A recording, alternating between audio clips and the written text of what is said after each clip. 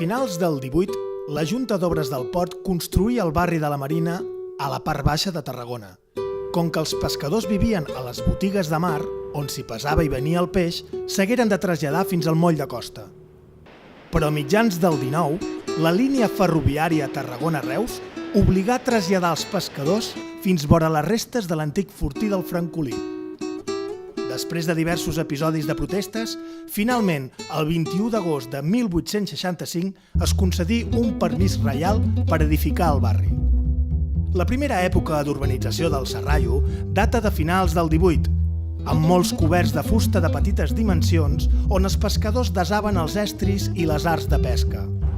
A poc, aquells coberts es transformaren en residències i donà lloc a una tipologia d'habitatge representativa del Serrallo, caracteritzada per ser de petites dimensions, sense luxes decoratius i amb amplis magatzems als baixos.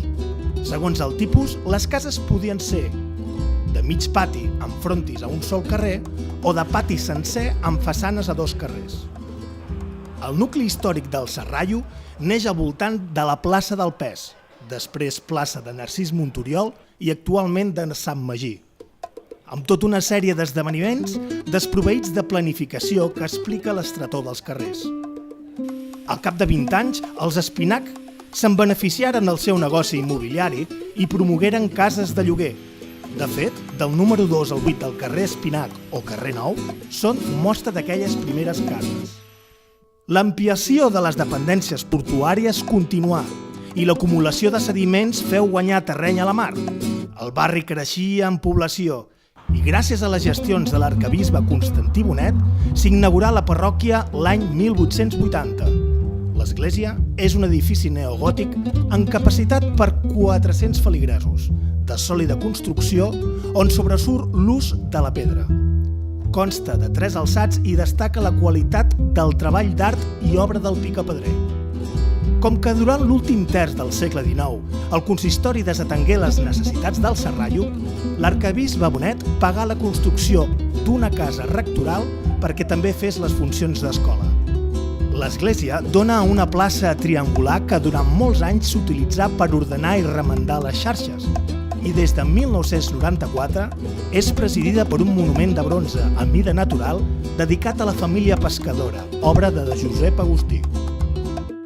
El Serrallo visqué el seu segon moment d'urbanització entre 1915 i 20, quan el port cedí una franja de solars per afavorir la indústria pesquera i es crearen els carrers de Sant Pere i de Gravina. D'aquesta etapa es conserven diversos habitatges de pati sencer.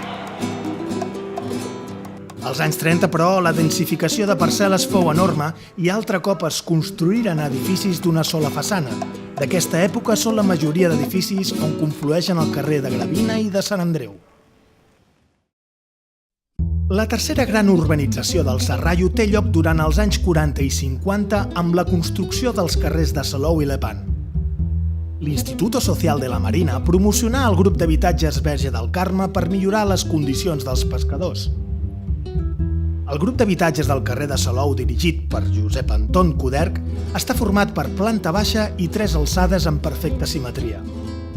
A la zona dels baixos trobem petits magatzems o botiguetes per emmagatzemar els estris pescadors. Al davant existia una plaça semicircular molt indicada per les tasques de manteniment de les xarxes.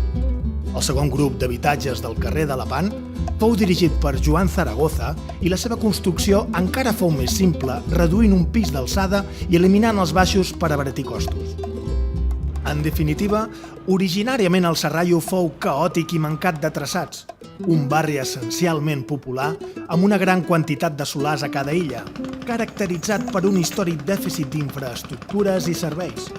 Mostra d'això són els múltiples episodis d'inundacions provocades pels desbordaments del riu Francolí. Finalment, la remodelació a partir dels anys 80 de les infraestructures del barri i molt especialment de la façana marítima a partir del 2000 ha dignificat les condicions de vida, però també ha fet perdre algunes senyes d'identitat i desfigurat part del paisatge urbà.